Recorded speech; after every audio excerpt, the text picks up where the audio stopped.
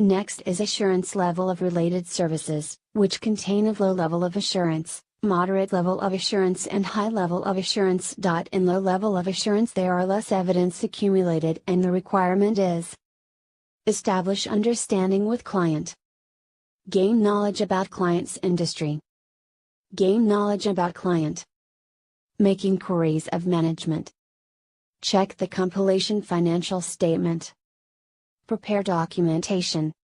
While in moderate level of assurance there are moderate evidence accumulated and the requirement is: gain knowledge about client's industry and client. Perform analytical procedure. Obtain representation letter. Prepare documentation.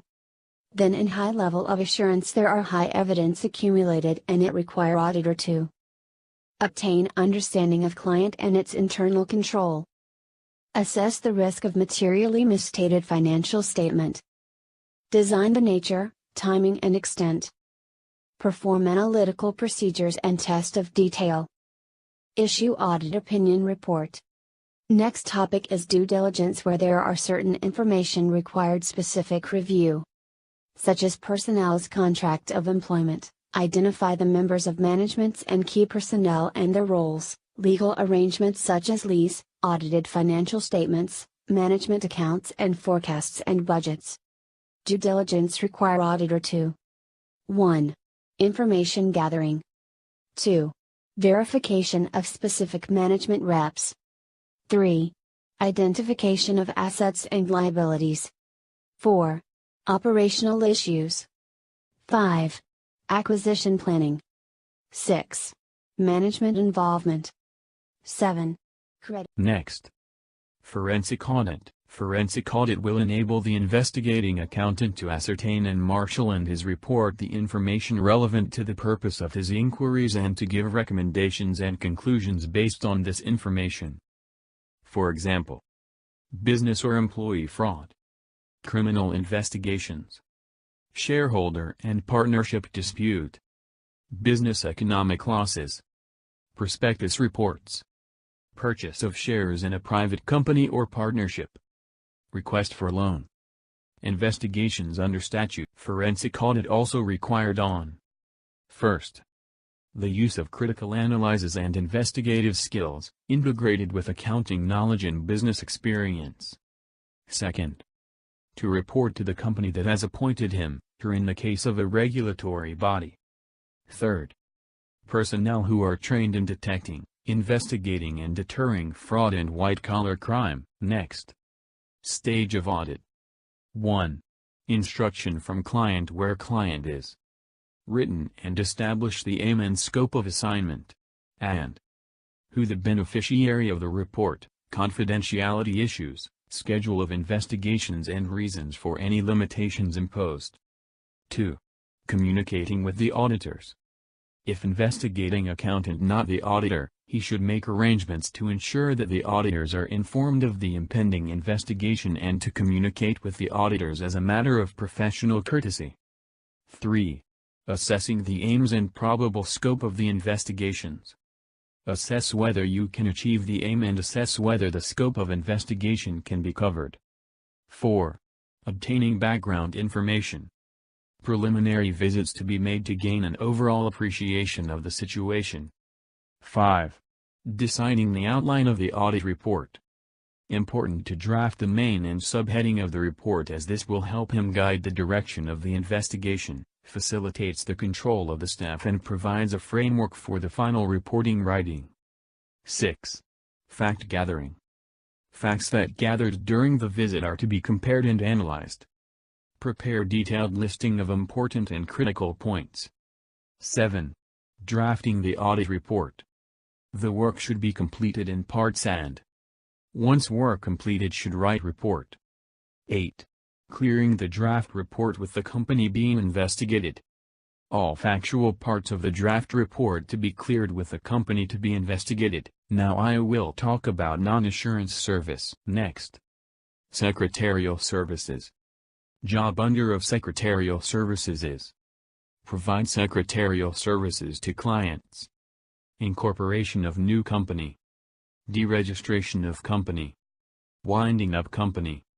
maintenance of statutory books and registers, filling statutory forms and return to CCM and other regulatory authorities, attending meeting and preparation of minutes, and advise the client on the matter pertaining to the secretarial. Next, agreed upon procedures. The definition is: an engagement may involve the auditor in performing certain procedures concerning individual items of financial data, a financial statement or even a complete set of financial statements.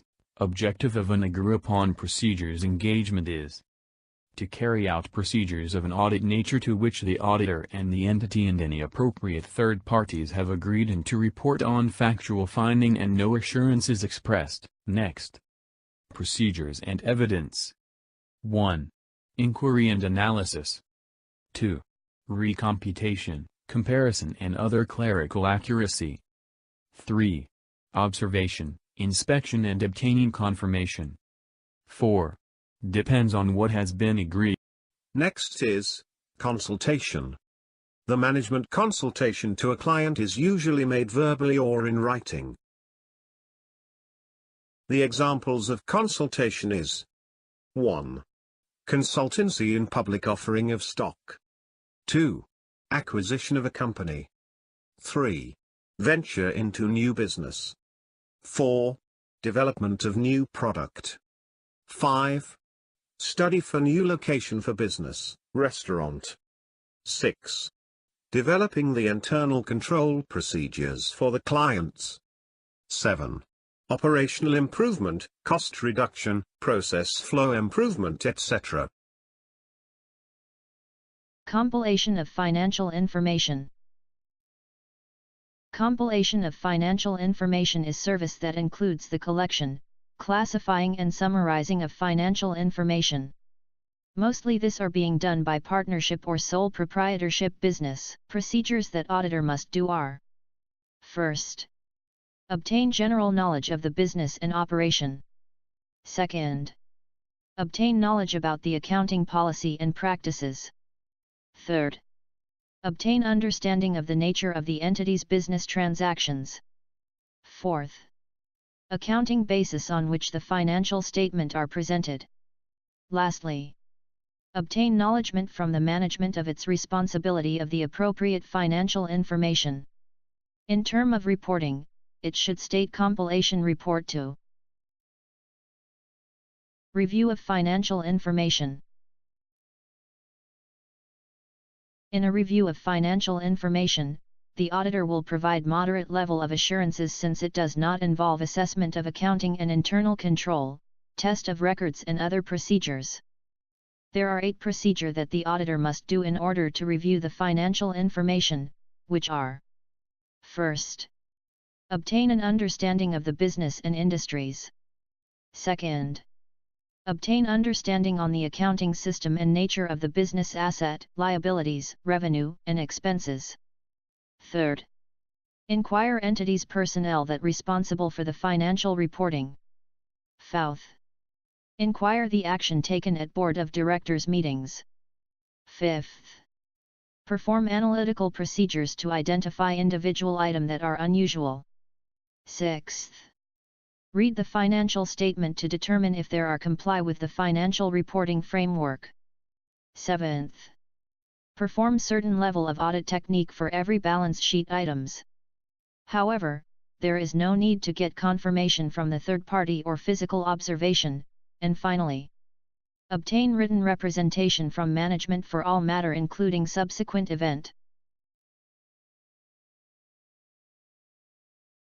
After doing all those procedure, the auditor will then issue a report in the form of unqualified report, that state, based on our review nothing has come to our attention, or qualified report, if not pervasive effect, state that, based on our review, except for the effect of overstatement of inventory, nothing has come to our attention, or in adverse report, of pervasive effect, that states, based on our review, because of the pervasive effect on the financial statement, the accompanying financial statement are not presented fairly. Review engagement. Agreed upon procedures is an engagement that may cause the auditor perform certain procedures concerning individual items of financial data. For examples, account payable or sales. The procedures that auditor must do are: 1. Inquiry and analysis. 2. Recomputation, comparison, and other clerical accuracy. And 3. Observation, inspection, and obtaining confirmation. All of these procedures must be done only on matters that have been agreed with the client.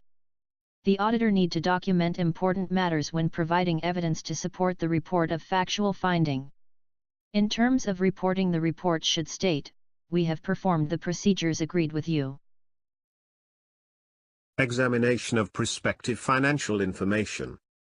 It is a financial information based on assumptions about events that may occur in the future and possible action by the entity. Matters to consider before accepting an engagement to report on prospective financial information are: 1. Intended use of the info. Is it internal or external use? 2. Whether info will be general or limited distribution. 3. Nature of assumptions on which the info is based. 4. Info to be included. 5. Period covered by the info. Let's make way for the examination procedures. The audit firm should obtain sufficient appropriate evidence as to whether: 1. Management's assumptions on which the PFI is based are not unreasonable. 2. The info is properly prepared on the basis of the assumptions. 3. Info is properly presented and all material assumptions are adequately disclosed. Lastly, we talk about taxation. There's some important aspect in taxation, which is: first, taxation is a compilation of the return on behalf of the client. This compilation of return include the: firstly, a CP 204.